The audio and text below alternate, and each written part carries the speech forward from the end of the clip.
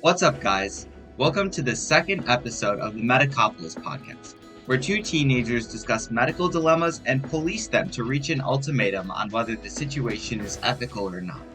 Thank you so much for taking your time out of your day to listen, and we hope you enjoy our episode on the ethics of confidential care. So confidential care varies on whether the patient is a minor or a non-minor. The age of medical consent in the US is anywhere between 16 and 17, depending on the state. Obviously, if you're older than 16 or 17, depending on the state, you are a non-minor, and if you're younger, then you have a different set of guidelines that you have to follow and the pediatrician has to follow. So, for starters, Saj, what are some of those guidelines that the pediatrician has to follow when working with a minor? The pediatrician is supposed to communicate with the parent or guardian about the logistics of their child's situation, and also guide the child through the process as well. However, more of the emphasis should be placed on the parent or guardian, because they are the specified person that will ultimately make the decision on what they think is the best for their kid. In other words, they're in the driver's seat. Another part of the pediatrician's role is to maintain confidentiality about the situation. Sometimes the pediatrician can't keep confidentiality for the patient and their family, and this means that the state has to intervene and make medical decisions for the child. This is also because typically, if the parent doesn't want to make this decision in helping their child, when the pediatrician and their team know that it's a good decision, the state can sometimes intervene and make that decision as well for the patient in order for the minor to survive, even if the parent or the guardian doesn't have that sort of drive the pediatrician also feels. Typically, the state can make medical decisions for the child if and only if four reasons can apply. One, the medical community is in an agreement about the appropriate course of treatment for the child. Two, the expected outcome of that treatment is a relatively normal life with reasonable good quality of life, which again comes up to the request of the patient. Three, the child would die without that treatment, so if the guardian or the parent is vehemently refusing, even though this treatment could save the child's life, then the state can intervene. Or four, the parent is refusing to grant consent for the treatment, even if the treatment is good for the child. So once again, this is if the parent or guardian is willingly refusing good treatment for this patient, where the outcome isn't as bad, essentially. So as bad as this is, it can come as a lifesaver even for the patient if the state is making decisions for this patient or child that can live with said treatment, even if the parent is declining it, which sort of gets in the way of the confidential care. And there are also other people who could potentially play a role in preventing the parent from making a choice that would negatively impact the well being of their child, such as the child themselves, doctors, nurses, or other medical staff, extended family, and staff at the school of the child. And if the prosecution wins against the parent, then the parent could also face some serious legal consequences, some of them including loss of custody and criminal charges as well. So again, that is when the state can make the decision for the child. But how about when the state can't make the decisions for the child? When does that come into play? Well, essentially, anytime any of the four reasons mentioned earlier aren't applicable, then the state can't make medical decisions for the child. In these cases, those decisions fall under the parent or the guardian's role. So, outside of those circumstances, parents have the right to, or parents or guardians have the right to refuse or have these different types of treatments acting on their patient, which is typically the child again. For example, if a child has a terminal condition and several doctors agree that treatment is no longer beneficial for the child, then parents have the right to refuse it and seek hospice care for their child. This can occur when a child gets something like terminal cancer, and that the parents don't want to put the patient through chemotherapy. In these cases, the parent or guardian is entitled to choose whatever decision they want without having the fear of facing criminal charges in what is already a bad situation for the parent and the parent or guardian and the child. While parents have more time to make choices about stuff like chemotherapy, which you just mentioned, let's say that the patient faces a head injury and the parent is not on the scene. Then what happens? Well, when the parents are not available to make the decisions about their child's treatment, the medical caretakers or health professionals are able to make their own decision. Essentially, they're the ones in the driver's seat. now because the parent isn't on the scene, and their goal is to prevent harm to the child's health, and that's their main responsibility. In a situation like this, it is important that the physician or the team of physicians maintains confidentiality the entire time. Confidentiality is always extremely important so that the patient will trust the physician. Patients trusting the physicians will allow the patient to share more sensitive information, information that can be more beneficial to the care that the physician can give, among other things. Confidentiality is not just the physician talking to random people. It can also be physicians talking to extended family. This is extremely important to define that with the patient, and that is the job of the physician to make sure that they have those boundaries set with their patient. If the physician accidentally talks to someone that the patient doesn't trust, then the patient would be less likely to share that sensitive information, which could negatively impact how much care the physician can give to the patient and overall be a worse experience for the patient that was there in the first place. Even with a minor, it is important that this kind of confidentiality is respected for that patient. Yep, and there's also times where confidentiality should be breached in order for the safety of both the patient as well as the health provider that is giving care to them. One of these exceptions being when there's a concern over the safety of other people that could be potentially affected by the scenario that the patient is facing. And this could mean that someone could potentially face emotional trauma, physical trauma from the patient that directly has to do with the situation of the patient that could affect this other person's life. As we said in the beginning, confidential care for minors is different than confidential care for non minors. Anyone above the ages of 16 or 17, again, depending on the state, has slightly different ways that they're going to be confidential with their physician versus if it's just a minor. So, some of the things that the physician must check for are patient autonomy, beneficence, and non maleficence. So, Saj, do you want to get into what these terms mean and why they're important to the physician and the patient's care? First, let's dive into patient autonomy, which is the right that patients have to make their own personal decisions about their medical care without the healthcare provider influencing the decision to the point where they're essentially ones making the choice for the patient or the parent/guardian. It is also noted that patient autonomy does not mean that the healthcare provider cannot educate the patient. The healthcare provider must absolutely educate the patient and give the patient the choices that they can make. The whole point of patient autonomy is just that the healthcare provider cannot be the one making the decision themselves. That has to be on the patient or the parent/guardian. Yeah, exactly. And then there's beneficence, which is the commitment from the medical professional to act for the benefit of the patient and uphold the moral rules that they swore to, specifically to prevent harm, remove conditions that could cause this harm, help people with disabilities, and rescue people in danger. Lastly, there's non-maleficence, which is the duty of the medical professional to not harm the patient or essentially do anything and everything in their power to remove conditions that could cause harm, help people with disabilities, and rescue people in danger. Beneficence and non maleficence kind of bring back our discussion from last episode on euthanasia. It brings back the point of the Hippocratic Oath, which is what all physicians or doctors swear into, which is essentially that they won't give deadly drugs unless because of the side effects they'll have to the patient. So even with something like patient autonomy, beneficence and non-maleficence sort of balance out the amount of power per se that a patient has over the decisions that they're allowed to make. As you said, there are rules like the Hippocratic Oath that all medical care professionals must adhere to. At specific institutions like Indiana University, they additionally have a set of ethical regulations called the Medical Bill of Rights that their professionals must stick to. These professionals stick to these certain rules because it applies to the terms that we discussed earlier, those being non-maleficence, patient autonomy, and beneficence.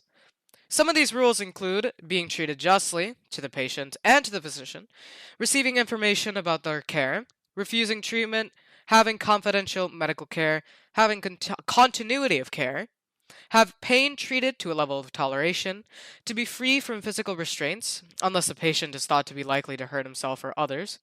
This essentially challenges the patient's competence in order to make their own decisions for themselves, which will have a direct influence on the care that that patient could receive. to view medical records, to have an explanation about bills, and to provide advanced directories, which means that all of these rules are both to the patient and physician, kind of like how I said earlier with that one of those first rules, and these are used throughout the entire university, and all doctors or physicians or physician assistants are required to abide by these rules. And then there is the American Medical Association, which has released a very similar set of guidelines that require medical professionals to uphold a specific set of ethical rules when interacting with the patient, called the American Medical Association's Code of Medical Ethics.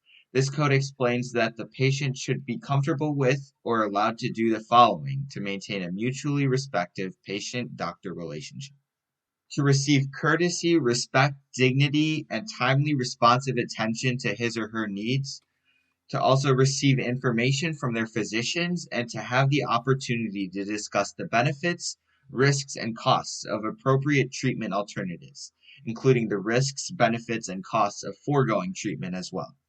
The patient should be able to expect that their physicians will provide guidance about what they consider to be the optimal course of action for the patient based on the physician's objective professional judgment. Next, to ask questions about their health status or recommended treatment when they do not fully understand what has been described, and to have their questions answered.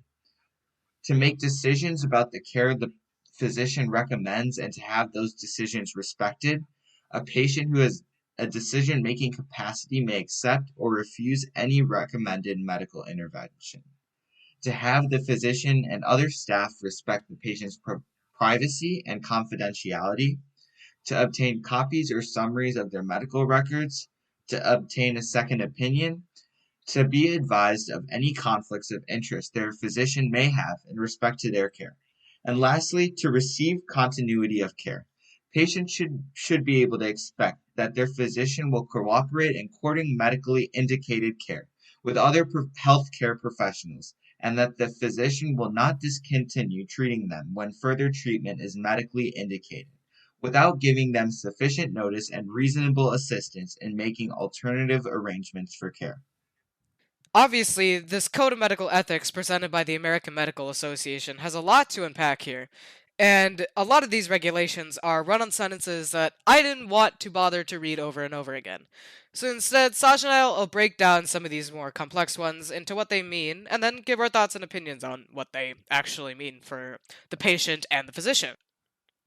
The second regulation from the Code of Medical Ethics, it talks about the benefits, risks, and costs of appropriate treatment alternatives, including the risks, benefits, and costs of foregoing treatment. Patients should be able to expect that their physicians will provide guidance about what they consider the optimal course of action for the blah blah blah blah blah. Basically, what this regulation is saying is that the patient and the physician will discuss with each other essentially what financial and health problems the patient might run into with this treatment and treatments that come up in the future, as well as the fact that the patient could always trust the physician and that the physician will have the best course of action in mind for the patient without sucking their wallet or killing the patient, which is, slightly important. The ninth regulation from the Code of Medical Ethics also has a bit of a run-on sentence going here.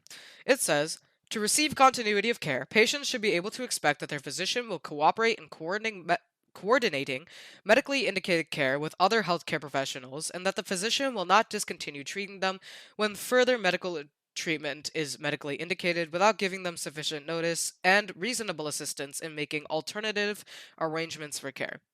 Now, I don't know about you guys, but all I got from that sentence was that they said reasonable assistance and treatment medically and medically and medically. So, to break it down for you, what they essentially say is that the ninth regulation states that physicians should have the trust in patients, and the patients should have the trust in physicians, that receiving future care is a benefit that the patient will receive, even when the current treatment is already done in case it is needed.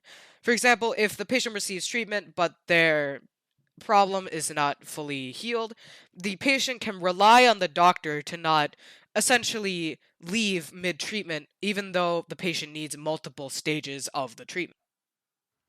Another one of the specific rules that I wanted to bring attention to was the fourth regulation from the American Medical Association that discusses decisions and respect for those decisions from the patient. This kind of ties back into what we were talking about earlier with patient autonomy and how patients should have respect from their medical professionals to make the best choice for themselves at the end of the day. And I think that this really needs to be emphasized when we have these discussions about medical ethics, because it's all about helping the patient and doing what's best for them in the end. That's a good point that you bring up, and it actually brings into my reason of why I decided to break down regulation number 2 and regulation number 9 for the Code of Medical Ethics, because out of all of these, I feel like they do what is best for the patient, in my opinion, because number 2 is discussing that, hey, this physician actually thinks of your financial and medical needs, which is obviously the medical part, kind of assumed, it is a physician, but the financial part too, that's a good fact to bring up because it proves this physician's not just trying to make you go bankrupt while also saving your life. They're trying to save your life, but also make it as financially okay for you as possible so that you can actually afford said treatment.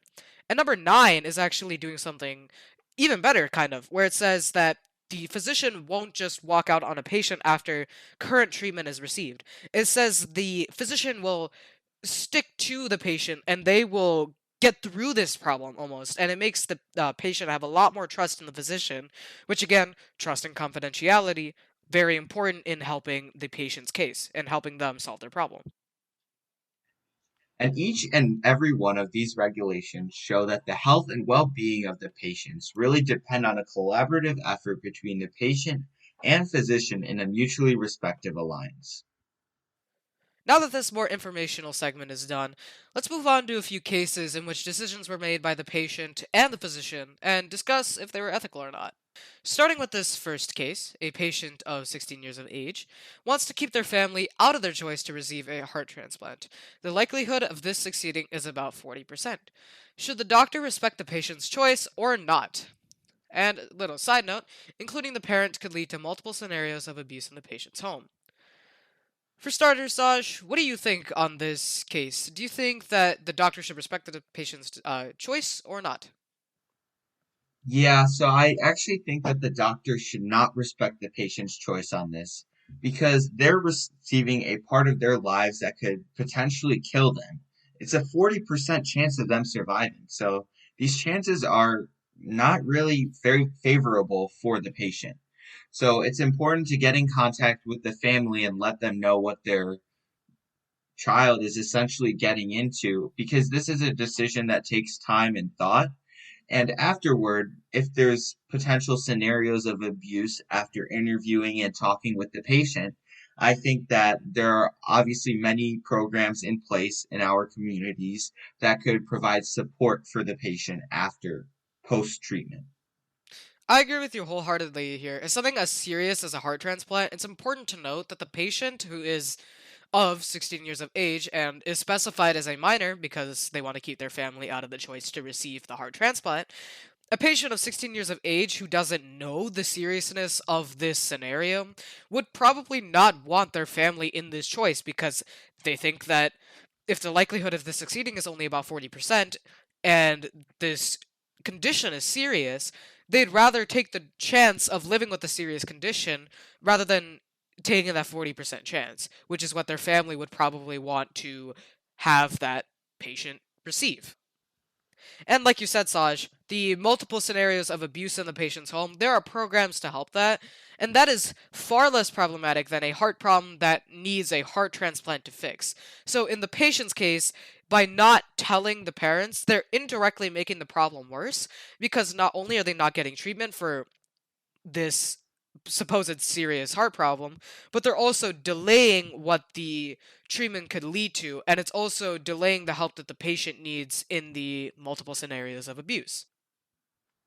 And also, I think that another route that the doctors could potentially take in order to help lead the patient to a decision that would ultimately positively impact them is maybe bringing in someone that they do trust, even though their family needs to be there, in my opinion. I think that's bringing in someone that they do trust could help them understand the risks as well as rewards of this heart transplant and really make the decision that they're comfortable with living with or potentially dying with.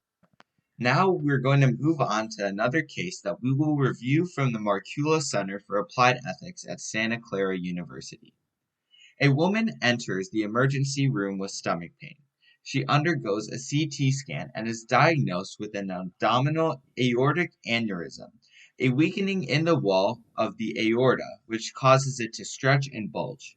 The physicians inform her that the only way to fix this problem is surgically, and that the chances of survival are about 50-50. They also inform her that time is of the essence, and that should the aneurysm burst, she would be dead in just a few short minutes. The woman is an erotic dancer. She worries that the surgery will leave a scar that will negatively affect her work. Therefore, she refuses any surgical treatment. Even as after much pressuring from the physicians, she adamantly refuses surgery.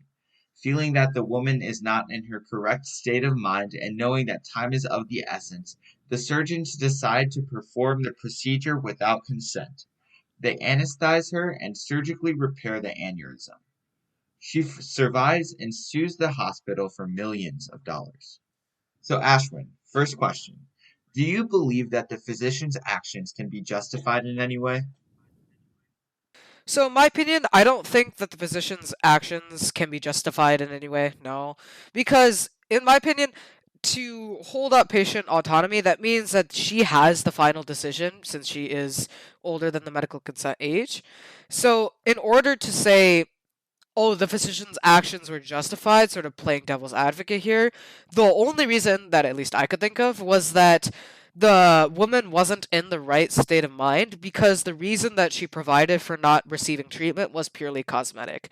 Obviously, I think that the physician's actions weren't justified, but thinking in the mind of the physician, if it's a purely cosmetic reason that a patient doesn't want to receive treatment, then it makes sense in that case that the physician could take over because they're not in the right state of mind thinking like the patient doesn't have their priorities in the right list. Because to this woman, her priorities go cosmetic then living. And obviously in the eyes of a physician, this doesn't seem like the most justifiable course of action. So they might think she's not in the right way of mind, I guess. Saj, do you have any differing opinions? Yeah, well, what do you have to say? I mean, they kind of cut her open against her will. Like, what do you have to say about that? That's basically like torture. Okay, well, I wouldn't say that. And again, I am just playing devil's advocate, but yeah, I think that the physicians, with something as serious as surgery, they shouldn't be relying on using their own methods because it makes sense that she would sue the hospital. Even if she would die, it was, again, her own decision. And since she is a non minor, she can make that decision. As not smart as it might be, she can make that decision for herself.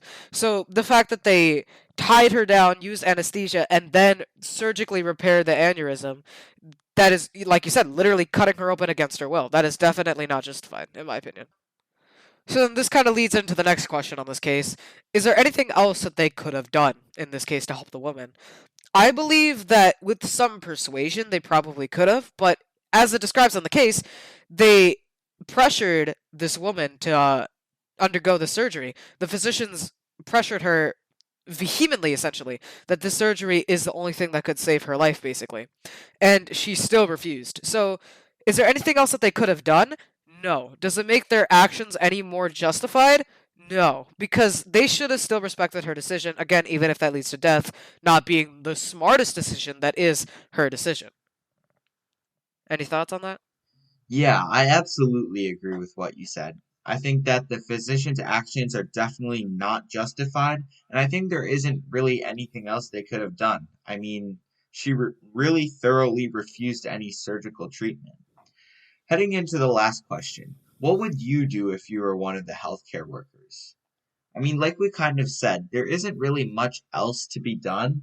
I might have considered and conferred with some of my um, colleagues. I would have considered bringing in a family member to help aid her in this decision for the best well being for her future, because really it is her life, and her family may have a role in her life and maybe might want to make a change that could potentially positively impact her life.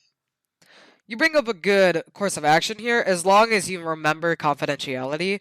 By bringing in a family member that's not respecting her confidentiality from the borders, I guess, that she specified, or the lines that she drew. So besides making sure confidentiality is kept, I think that that would be the best course of action. Specifically for me, I think, since I can be pretty stubborn when I get to a decision that I think is correct. So I think what these physicians did is that they got to the decision, decided that her cosmetic opinion wasn't as strong of a value as their medical opinion, because it's literally saving her life at the cost of a scar on her skin. So I think me, even though it wasn't the most justifiable decision, I think I probably would have gone with the surgery with the other physicians and then been sued. I know it's not the smartest decision in the long run, and it wasn't the good decision, but I think that's just what I would have done. Because respecting that decision, I understand I have to do that, but that decision just doesn't seem correct. She's picking the cosmetic option over the option that can save her life. I just don't understand the thought process there. Okay, but just remember, this is a this is a aneurysm. So this could potentially kill you. So I mean, like, it was a 50-50 chance of survival. So you could be liable for the death of her. You could be liable for the death. And I But just it's don't still see how that could it's be don't see how that could be but justifiable. it's still a 50-50 shot. If you don't do the procedure, she's dead anyway.